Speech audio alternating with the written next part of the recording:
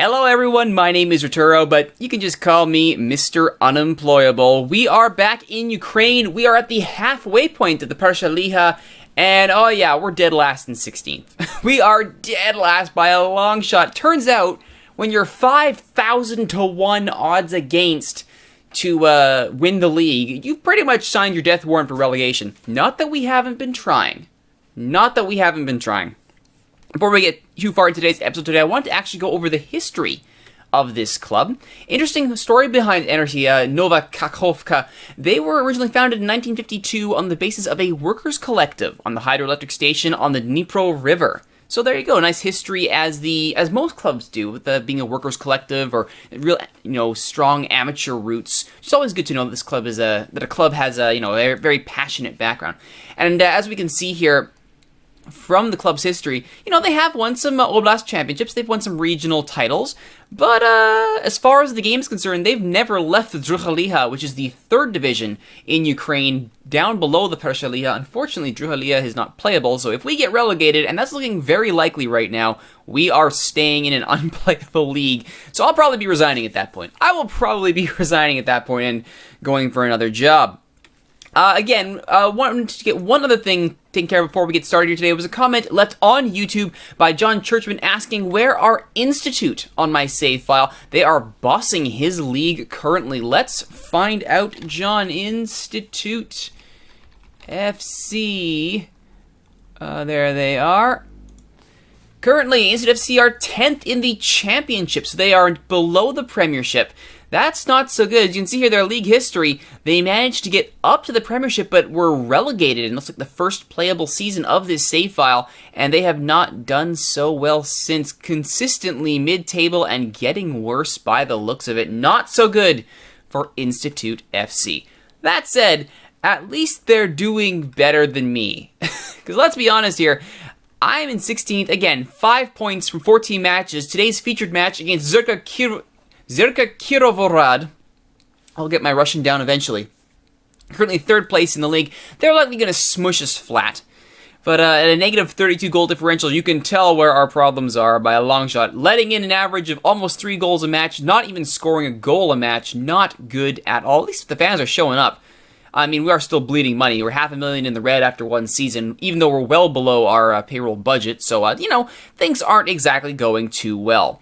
What I have been doing, though, is playing the lower league manager roulette and doing everything I can to sign players in on free transfers. And the neat thing about doing this is that there's always plenty of people who are willing to come play to you for, fairly cheap wages. The problem is, as you may recall, I was just so depressed when Alexander Ferenkov went down with an injury. And I'm like, oh my goodness, I'm losing this guy for a month. He's my best right winger.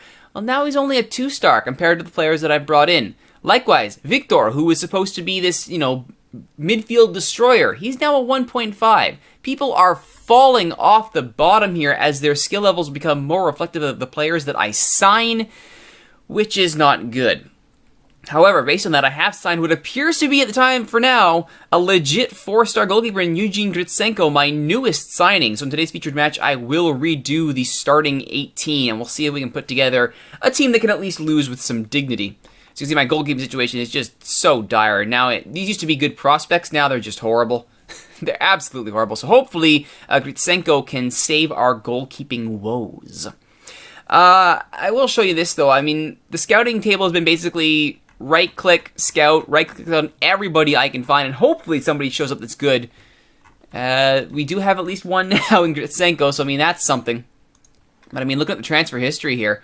It's just been endless free transfer after free transfer. Some, even these frees here signed from other clubs are coming over because, they are on non-contracts, and I just, scoop them up. Some of them have worked out, some of them have not.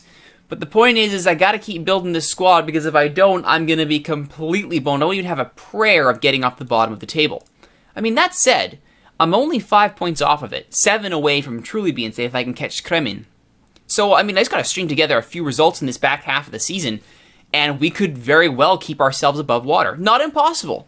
Certainly a mammoth task, and we're not gonna win anything on goal differential anytime soon, but it's not as impossible as it might be. One of the things that I like about signing, though, is that agents are actually coming to me with players now. which is great. I never got that in any of my other teams. So now having, half-decent people who are actively looking for any club come over and willing to go on trial. Tony Varela is the latest. He being a Cape Verdean. He's, okay for a 32-year-old DLP. I don't think I'm going to pick him up, though. His underlying mental stats are great, but his physical is on the decline, and his technical is just not where I need him to be to make an impact on this club. So he will not be staying with the club. Miguel Lario is another one who was brought in toutedly as a fantastic, all-purpose guy. His fullback, D-mid, and ball-winning midfielder skills are all exemplary. He broke the bank, $2,000 a week, and his signing bonuses drained our transfer budget. And then look at those stats. Those are actually really, really good stats for this league. His first day of training, his very first day, he stepped on the training pitch, Achilles tendonitis, out 2 to 3 weeks. So, I'm kind of upset that I broke the bank and now can't even use this guy. Little bit upset about that. However, not like it's really mattered too much. Looking at these results, I will say this. We managed to get 2 draws in this last group of matches here. Since last we had that amazing, unprecedented league win against Zvezda Chernihiv, we got absolutely spanked by Niva Ternopil, who was at the time, near the bottom of the table, so that was unfortunate. Shakhtar Donetsk absolutely ate us for breakfast with a 6-0 stomping in the cup. And then, we were actually scoring goals in these losses, which is nice. Got a 0-0 draw against a team who was with us at the bottom of the table, so we got a point out of that.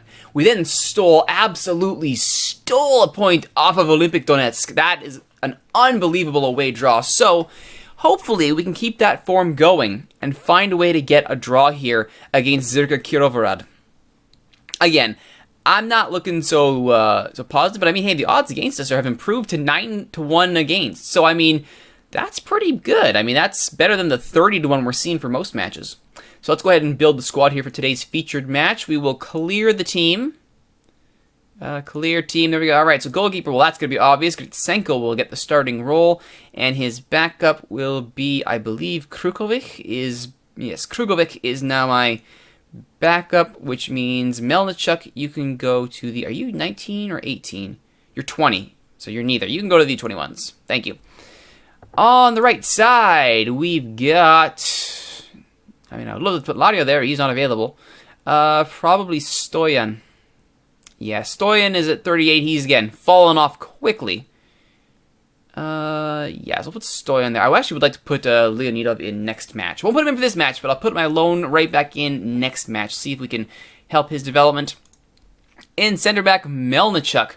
Our newest signing is a 3-star, so yeah, absolutely, he's going in. And beside him, they say Zakharenko, Korol, and Avdyukin are more or less even, and I tend to agree. Zakharenko hasn't had enough time to really prove himself, and I like his jumping and heading ability in the air. So we're going to put Zakharenko in for this match. Left back, well, we've only got 2 options, and one of them is out for 4 to 6 weeks with a sprained ankle, so it's going to be Alexei Stafichuk, our 19-year-old. Oh boy. In the anchor position. Again, that would normally be Lario, but he isn't helping. So it's going to be, unfortunately, one of Viktor or Grigorenko, and I'm tempted to say Grigorenko just because of his better tackling ability. So we'll put him in there, which means automatically Viktor will be our ball-winning midfielder. On the right, Fedenkov and Dobish are very much even. Pick your poison there. We'll go with Fedenkov. With Dobish on... Actually, no, other way around. We'll put Dobish in, and we'll have Fedenkov on the bench, just so he can get his fitness back sooner than later, because he is a pretty good set-piece taker as well for us. On the left, we just signed a very good left-back, Sergei Napolov.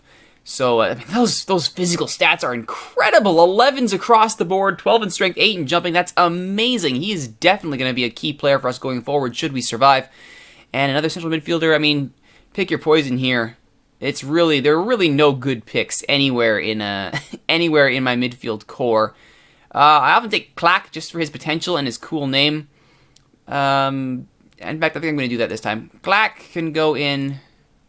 We'll remove you from the reserve squad. And up top, we have a brand new striker core, hopefully better than our not so good ones that we've had previously. Bogdanov even has a starting appearance where he lasted the whole 90, so that's something. Finishing, dribbling, and first touch are all 11, and his jumping and fitness are up there. I think Bogdanov will indeed get the nod here with his understudy, either Katsuki, who's the vet, or Tricalo. Yeah, we'll go with Tricalo. Tricalo will be the sub off the bench.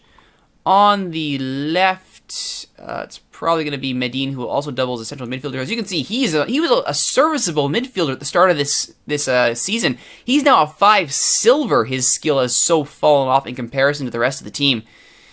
Not good. I think he's also vice captain. Also not good. Alrighty, on the bench, Yarovsky is not good, but he plays 2 positions, which is nice. No, I think we'll put Leonidov on.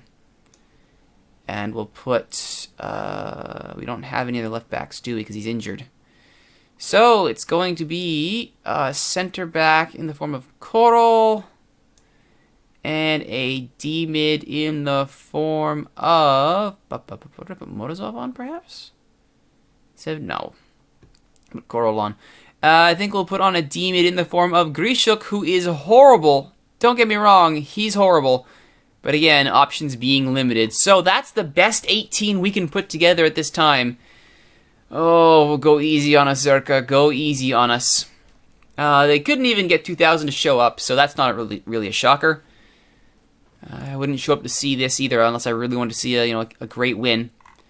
All right, that's the squad. Let's give Gritsenko his number. He is now player number 35. Yes, please. And in we go. Of course they're the favorites, I know. Of course Larry will be a big miss. We signed him and then he immediately got Achilles tendonitis. Ugh, players, am I right? They're playing the 4-2-3-1, an aggressive 4-2-3-1, no D-mids. These are all attackers, so we're in trouble. Show Botsev into his weak foot. Yes, good. We're going to close down that central midfielder. We're going to keep an eye on their striker. And we're also going to keep an eye on the midfield. All right. Yeah. Go out and just enjoy it, guys. I mean, the morale is slightly picked up from that draw. And I wanted to try and recover as best we can here. I think the new signings have helped a little bit. But honestly, that draw against Olympic did all the good in the world. Alright, here we go. Energiya in their blue. Zirka in the yellow. Let's see if we can lose with dignity. In the Persha Liha, the 2nd division of Ukraine. Nimshaninov with a long throw. A great long throw by Nimshaninov. Headed away by Stalishuk, though. Veselov waits for his mates to tag up, and they will. There's the cross. Nimshaninov gets a deflection off the defender. Good sized stadium here, too. Zuk headed away by Dovish. Zuk crosses again to Klak, who goes long. Bogdanov will try to get there, but he won't get there ahead of Vila. Nimshaninov brought down by Stoyan. That's going to be a free kick. Surely took a dive. Oh, well. Lovely. Oh, 4 minutes in, it's a yellow. Come on now. Diver. Shevchenko's cross is in the back of the net with a little poke from Botev, who gets past his man, and 5 minutes in, we are already down 1-0. Delightful. Yeah, well taken free kick here. Now, there we go. Who was this? The Nimshaninov wasn't in an offside position, but he tagged up. So no offside on the play there, and Botev just beat his man, pure and simple. Meanwhile, we're starting to get a little bit chippy here. Which is fine. If we can foul them and disrupt the game, I'd rather do that. Goodness knows we're not going to get a result against the team in 3rd place in the Persha Liha. Zuk. We went right up there with Klak on the all-name team. Oh, nice little near-post flick on Veselov, and it's 2-0 for Zirk Kirovorad. Oh, Zirka. Once again, the bane of my existence with all of these teams that I've coached so far as Mr. Unemployable has been the near-post flick on. There's the cross, there's the flick. Keeper not in position, manages to beat 2 defenders to the ball. I don't know what it is with the near post. I can tell those players to be marked. I can tell my team to use tighter marking, which I am doing under the instructions tab. Doesn't seem to make a difference. Zuk. From midfield goes long. Finds a way to Nimshanov. Vila. Shepnenko. Botev. Brought down by Stalichuk. Very nice. Vila! Just past the post. So not a good day obviously for Gritsenko as he's being shellacked early on. Both shots on target having gone in. Although we have managed 3 shots ourselves though. And one of them was even on target. So hey, we're improving. Clack now with the free kick. Hits the wall. Second ever to Stavichuk. Brought down, no call. Too much to hope for there for a mercy penalty. Botev on the counter now. Outpacing the entire Energiya team. Botev does well to do that, but then Stavichuk gets a foot in, and Bogdanov goes the other way on his own counter. 1-on-3 in the middle of the park. Being closed down now. Where does he go? Nowhere as he's brought down. He was really out to lunch there if he had he could go 1-on-3, maybe 1-on-4. Still, we're only down 2-0 at halftime. Anything is possible. Vila, intercepted by Napolov. He gives it away to Shedril. Golubka. Shepenenko from distance. Shepenenko looking for that long bomb. No pressure, boys. Oop. No pressure. Good. Relaxed and motivated. As long as we stay on the good side of okay, I'm fine with that. Any other instructions I can give that might help us here? Probably pass into space considering that gap, and if we can beat their midfield, that would be nice. I don't want to clear to flanks. Actually, no, we've got solid players on our sides. Let's try clearing to flanks and see what happens. Second half. Down 2-0. A goal for our pride would be very nice. Nice reception there by Klak, who looks for Bogdanov. Can't hold on to the ball, though, and Shevchenko is back to clear away the danger. And then Zakharenko gives the ball away. Nasibulin, Besalov for Pashovsky. And it's over the net. Thank goodness. I would like us to have possession. Not that possession really means much in the modern game. I mean, when you're losing 2-0 and you can't hold on to the ball, that is a problem. Klak, though, does get the ball to Bogdanov, who's brought down. Oh, if he'd managed to hold on to that, he would have been 1-on-1 and might have had a shot at it. We'll see what happens here. Misalov. Pashkovsky. Oh, nice little ball there, looking for the far post. Good clearance there to take it out for a corner. Now, near post flick on, boys. Watch near post flick on. What did I just say? Watch the near post. Oh, we're going to have to set this team straight here. I'm thinking before our next match, we're going to have another hard look and see, what did you come off your post for? What did you come off the post for? And why was nobody marking him in the 6-yard box? All right. Well, Victor, you have not been up to snuff. So let's, and Klak is doing all right. So let's bring Medin on. Foganov's not been doing well, so we'll bring on Chakalo, and we will see what happens. I do have a 4-4-2 diamond formation in my back pocket, though, considering how strongly we've been overmatched.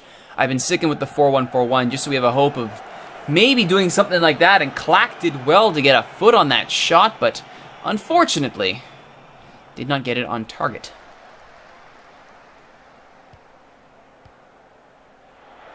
Let's see what we can get out of this, perhaps. Shedril. Besalov. Kvila, save by Gritsenko. Very nice by Gritsenko. That's what I was wanting to see out of this keeper. Good saves like that. And Sarkala will try and get to the ball, and he will, but then trips over his man trying to take it back. Although he does come up with the ball. Good persistence there by Trikalo, and Klak goes wide to Napolov, who looks long and finds Trikalo. It's a great ball for Trikalo. Can he finish it? Posted out! Oh! Fine move there by Energiya, but nothing doing. Alright, who do we bring on here to close the game out? Melnichuk's having a horrible game. Zakarenko's low on fitness. Let's go Koro for Zakarenko. I want Melnichuk to get these minutes so he understands what I am looking for out of him. Though his frustration is certainly not helping. Let's just see if we can talk to him about this. Come on, guys. Calm down. Watch the near post flick on. What did I just say? Again! Is that 3 or all 4 goals that have been near post flick on? Look at this. Why did you leave your post? We are definitely going to have a few words. More than a few words. With the defenders when we reset our set-piece tactics. 4-0 for Zerka at this point. Even a goal for consolation is not looking likely at this point.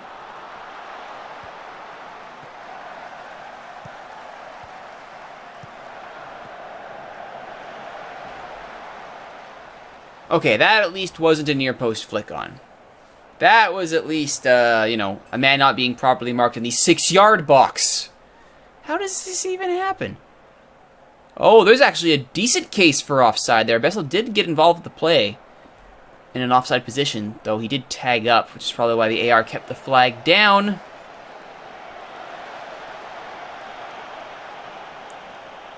Ugh. 5-0 against a team in 3rd place. I should not be surprised, but I am still disappointed because that was just horrible. This is the kind of stuff.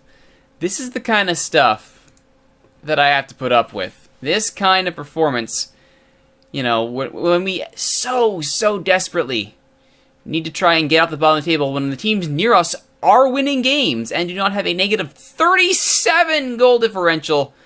This is the kind of stuff we have to deal with. You can see all the trials set to expire here from all the people that I brought in trying to find a difference. I haven't found it yet. Next time on Mr. Unemployable, we will see if I can find perhaps the magic mix of players or perhaps better tactics at least to stop those near post flick-ons.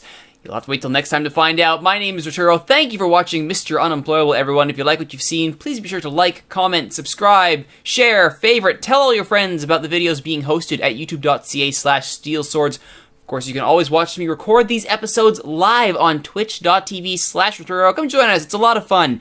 And if you want to reach out to me on Twitter, you can do so at @ThatRituroGuy. Once again, my name is Rituro. You can just call me Mr. Unemployable. Thanks for watching, everyone. See you next time.